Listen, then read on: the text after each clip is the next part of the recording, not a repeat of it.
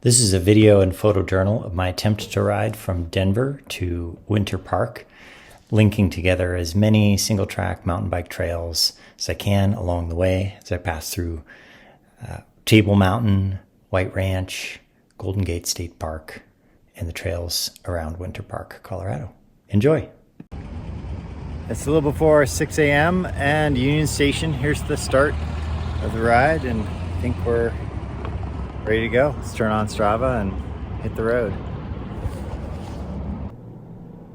I did this ride in early October, so the first hour was mostly cold and dark, sort of straight shot out of Denver. But I was rewarded with sunrise over the Great Plains from Table Mountain.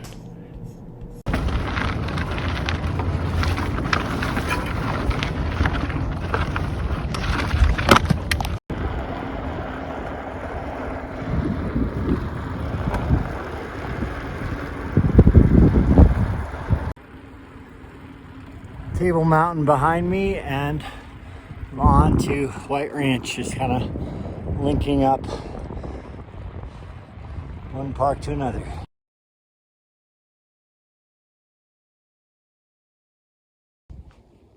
White Ranch Park, and a big climb up Belcher Hill Trail to come. Here's the thing about this day, is that a lot of the steep, tacky stuff, the stuff that really throws the heart rate to the max, is all in these foothills and at the start of the day. So we'll see if I can kind of try to keep it calm through a lot of this and not blow up later in the day. Well, I did it. Well, I'm doing it, I guess. Kind of spiking my heart way up high, but you know, at least we're riding. What do you think about that? Yeah, good job, dear. What a day. Just about at the top of Belcher Hill, you can see all the way to Pikes Peak. Just gonna be, it's looking perfect. That's it for White Ranch. And now I've just lost decent amount of elevation on some fun single track, and now it's gonna be a little bit of climbing and then losing a lot of elevation, but that's maybe some of the challenge today.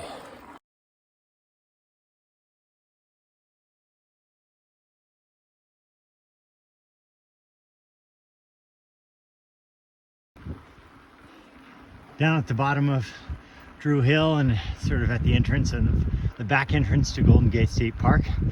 Lost about 600 feet of the elevation, dropping down from a high point of 8,200. So climbing from here on out, pretty much. A little bit of drop here and there.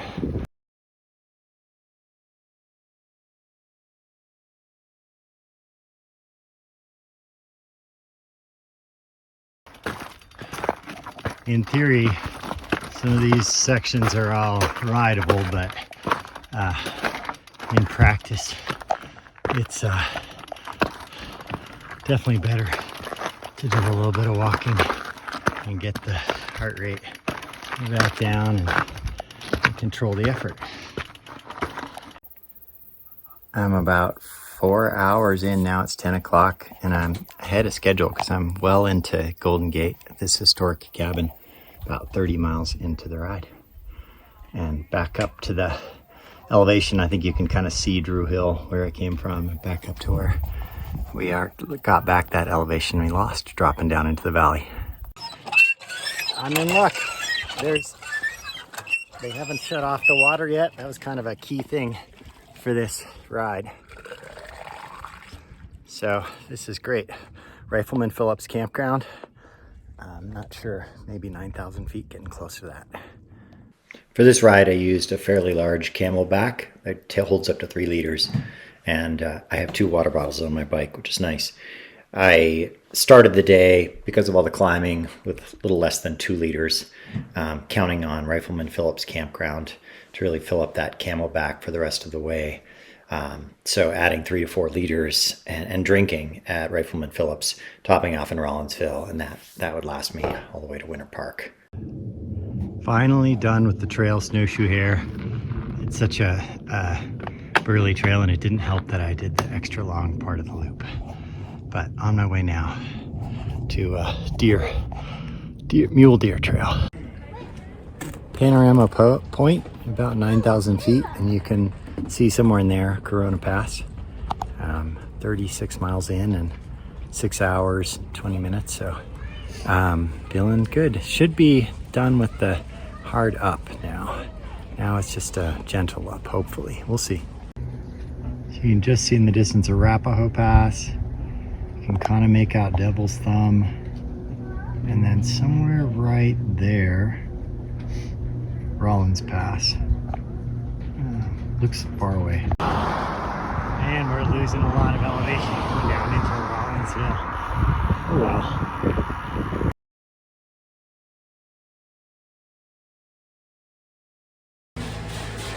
Howling Wolf Brewing and Blending here in Rollinsville.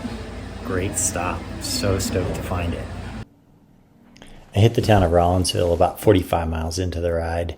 I wasn't sure quite what I'd find, but was really grateful to get some real food and my only real lengthy stop. Overall, I brought a ton of food on this ride, but if there's one thing I've sort of figured out with both racing and long days like this one is how to better fuel. And probably if we look at the total list of things, adding it up, getting close to 4,000 calories during the ride, which worked out really well. It's beautiful. It's a long, slow railroad grade. So it's a big change. Nice road, not too much traffic, but coming up on 50 miles, and I think I can do this. We'll see. That looks a lot higher and farther away up there. Well, the mountains are getting closer. I see a road, see a car up there, so switch backing up over that hill and then ending up there somehow. This is the start of Corona Pass or Rollins Pass Road. It looks like it's getting bumpy from here on out, and over there is the east portal where the train goes under the mountains. So looks like it's the smooth road is over and on to some bumpier road, but no single track. There's the road I came in on and from Rollinsville, and then actually that pass in the distance is Golden Gate, I think. So it's kind of crazy. It's a lot of miles, but I think I'm kind of right back to the elevation where I was hours ago.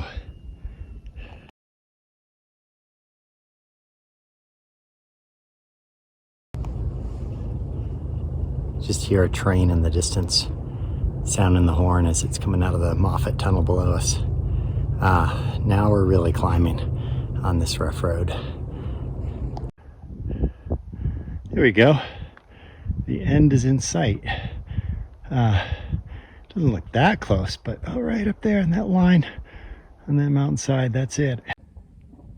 It's 4 o'clock. We're at 10,750 feet. I'm at some kind of a mine or exploration and some kind of a tarn. And way up above me there is where I need to go. This is a lot of flat, rocky road. It's not actually climbing fast, which makes sense. It's a railroad grade or an old railroad grade.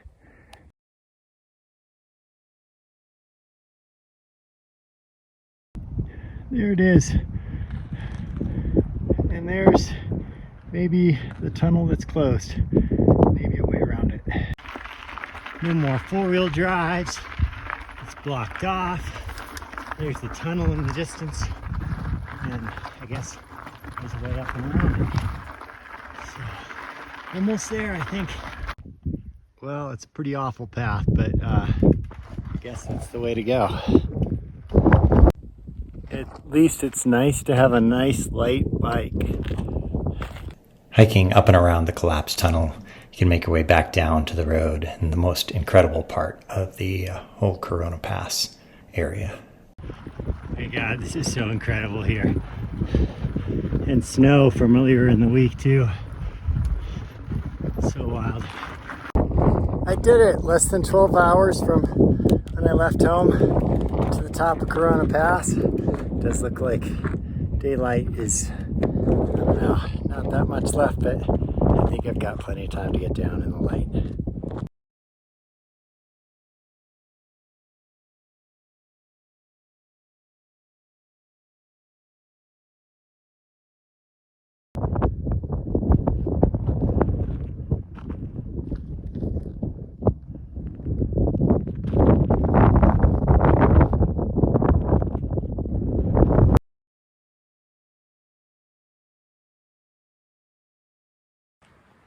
I've been cruising down the Corona Pass Road, and so I guess the decision now is to switch to single track.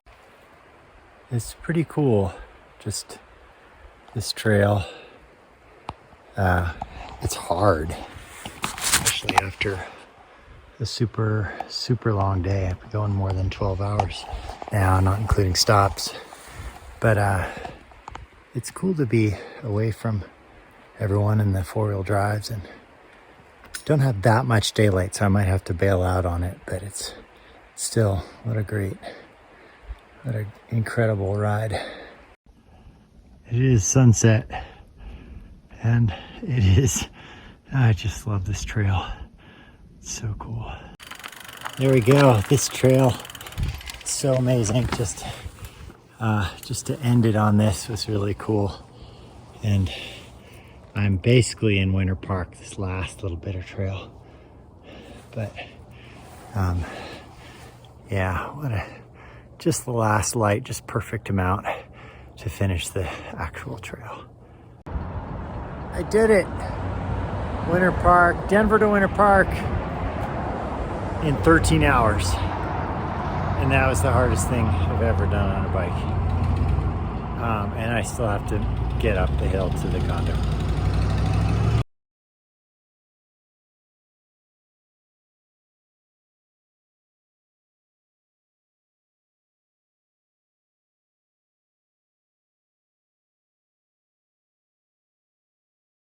At the Golden Bike Park, it's dawn. Should I do just one little lap on the pump track? It's so tempting. Just one lap. Okay, gotta do it.